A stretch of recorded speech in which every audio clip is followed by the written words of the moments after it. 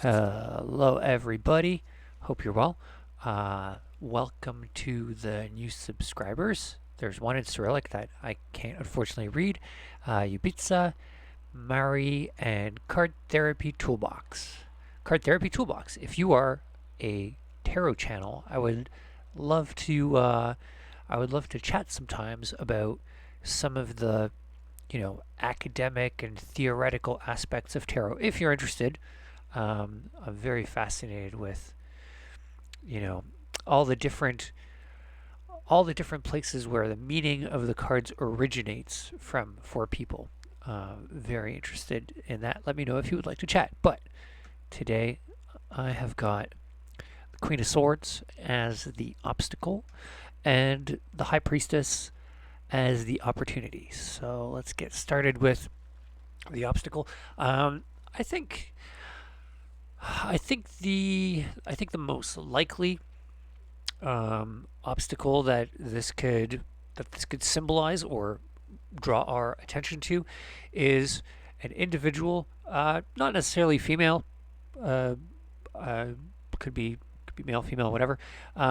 Someone who is like the expert, just super knowledgeable, a super expert in a particular field, but they're not the kind of person who is like a holistic genius.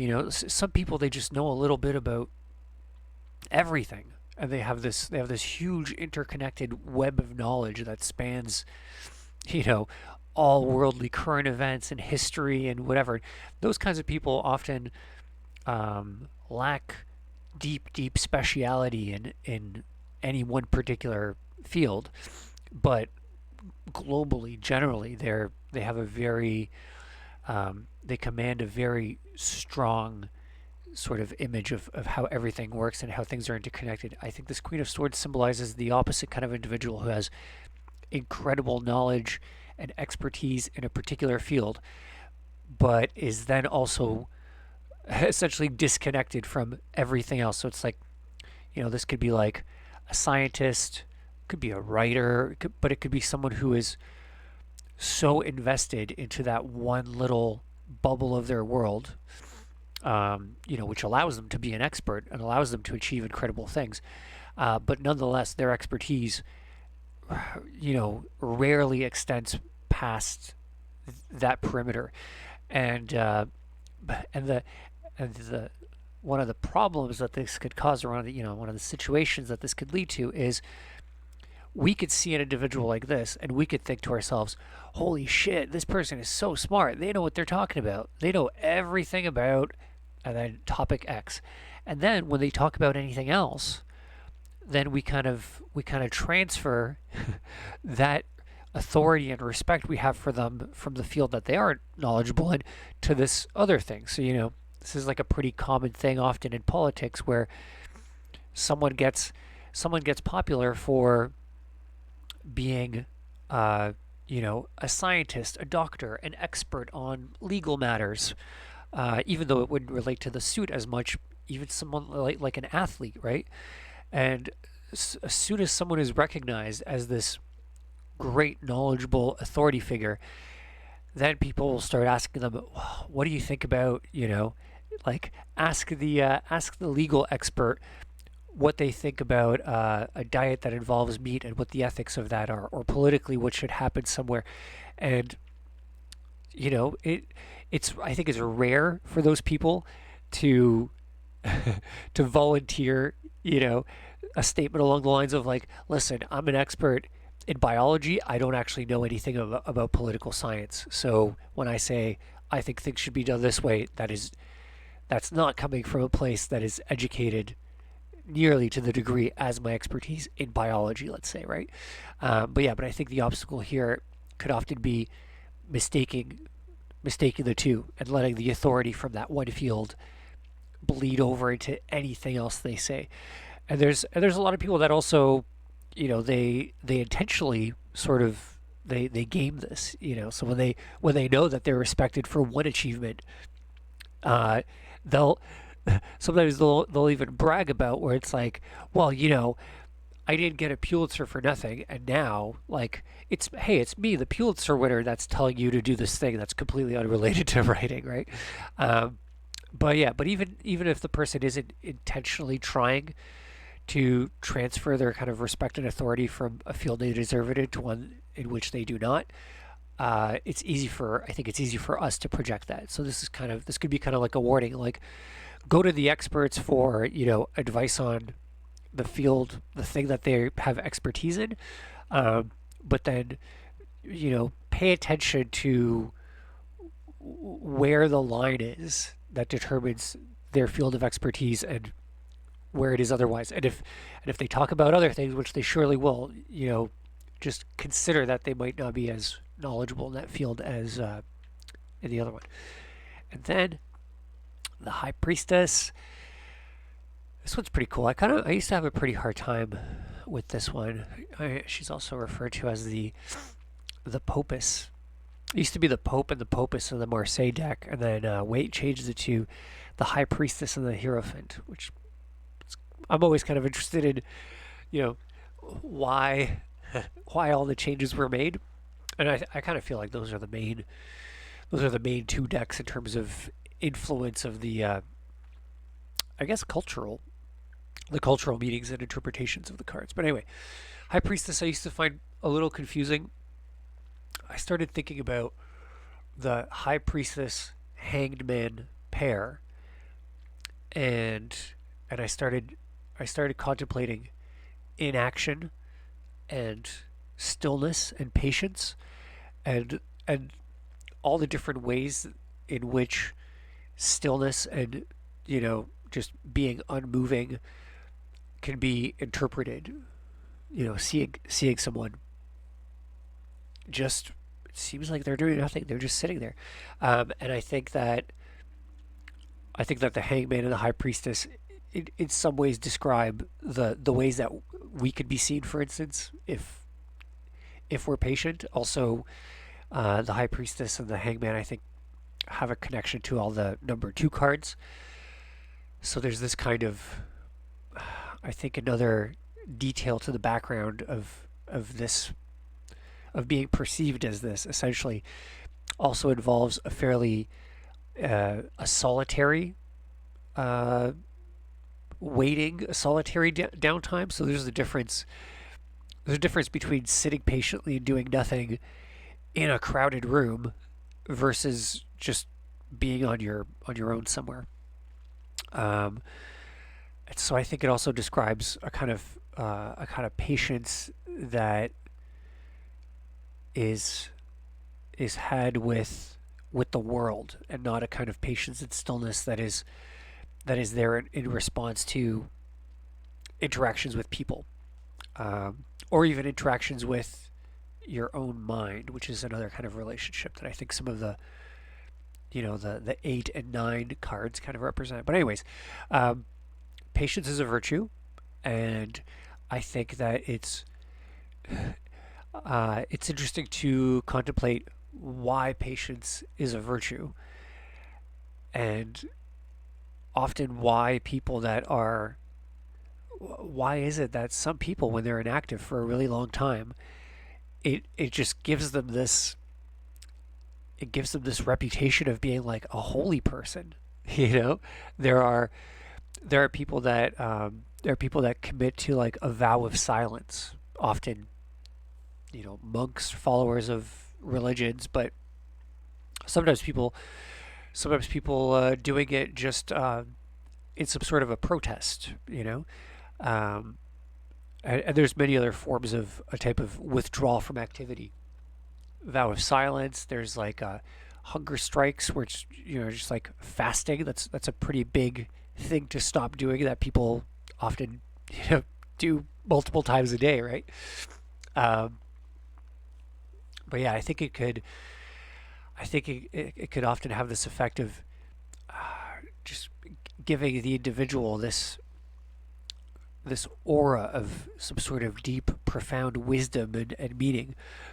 Um, and I think that that's often in a inappropriate. That's not the word I'm looking for.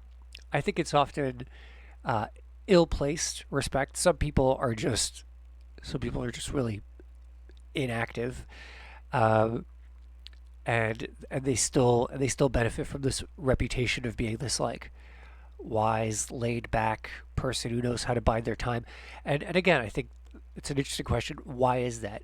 And I think one of the answers for it, certainly amongst many, I'm sure, is that there are there are all sorts of opportunities that essentially guarantee to present themselves over a long enough period of time. So, if you're making investments on the stock market, there are people who trade every day. There are people who trade, hundreds of times per hour. They're trying to catch all the little ups and downs. And then there are people who make these slow, calculated investments once a month. You put $100 in that, index or whatever, um, and then over the long term, it's often those people that outperform the people who are making all these little moves every day constantly. They outperform them by miles, right? It's just this like slow, patient investment. Also, some people don't even make those regular investments. I One of the things that I'm a big supporter of, that's kind of like a companion of the rainy day fund, is I always recommend to people to have a sunny day fund, to have money put aside that is there specifically for investments. So it's not there for when shit goes terribly wrong, and you need money, like you can't pay the rent or you gotta whatever. But so definitely have one of those. But also, I think it's a great idea to have a sunny day fund, because sometimes, just as an example, there was a convenience store in my neighborhood a couple years ago now. They were going out of business. They were closing down, and it was because of some family thing. And so they hadn't really planned it out very well. They essentially they got some, I think they got some bad news, sadly, and they were like, okay, we're out of here in like a week. So they just had this fire sale, you know, everything. We're just selling everything in the store, and they had so much, so many like essentially non-perishable goods that they were just willing to liquidate. It's, a lot of people clip coupons, they wait for the sale. This is like the sale of the year. Probably more. Like in the last 2 years since it happened, I've never seen, peanut butter. And they had, this was one of those convenience stores that had like organic goods. It was pretty cool. So I just loaded up. I got like, 12 huge jars of organic peanut butter for $10. And I cleaned out a whole section.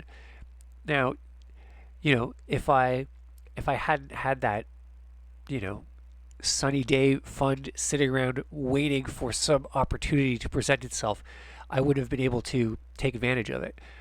And I think in that sense, there could be this element of just hanging back and relaxing and waiting, and not just actively jumping at every single thing, trying to make things happen.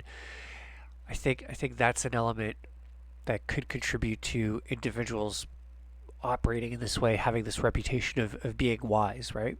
Whether they're aware of that or not. But I think maybe the opportunity here is to sort of to realize, become aware of the all of the kind of cyclical aspects of nature, like the two, a lot of the two cards, the two of coins, the two of pentacles in the Waite deck depicts this individual kind of juggling these two coins, and there's like, you could see the sea behind him, and it's all wavy, like it's like ridiculously wavy. I really love that card. In I feel like it describes all of the oscillating aspects of nature, of the world around us. The tide goes in, the tide comes out. The sun rises, the moon rises. It's daytime, nighttime, summer, winter. All of these cycles. Um, like you can count on cycles to happen. Maybe you can't predict exactly how much it's going to snow next winter, you know, but I think you can make certain predictions and then make investments based on those predictions and then just essentially sit back and wait for those things to materialize. And yeah, I think those are the kind of activities. That's the kind of outlook on the world as this thing that can be predicted. And the longer you wait, like you know, sooner or later, I mean, even if you wanted to bank on and invest in some pretty uncommon, I don't know, like a major blackout, you know, that major blackouts, or at least where I live, they don't happen very often. They, you know, happen quite seldomly. But if I had some tool or some way of investing in a blackout, um, I know that it would just be a matter of time till it happened. It might be a couple of years, it might be 10 years, but it's like it's gonna happen. And yeah, so I think this card I think this card embodies not just the awareness of that, but the kind of comfort that it could bring, and it's the kind of comfort that enables people to, I think, have that patience. Like if you don't fully believe that that pendulum is going to swing back, that wheel is going to, you know, turn all the way around, that revolution will happen again. If you don't fully believe that, it could be daunting to sit and wait on some things. And I think this card might symbolize the kind of confident faith or belief in those oscillations, and then the kind of enlightened patience that they could bring about. So yeah, careful with authority figures outstepping their the bounds of their expertise, and patience is a virtue. All right, thanks for watching. Drop me a like if you enjoyed the video, and feel free to comment hashtag free reading to be entered into a weekly draw for a free one-on-one reading. Thanks again for watching. I'll see you tomorrow. Take care.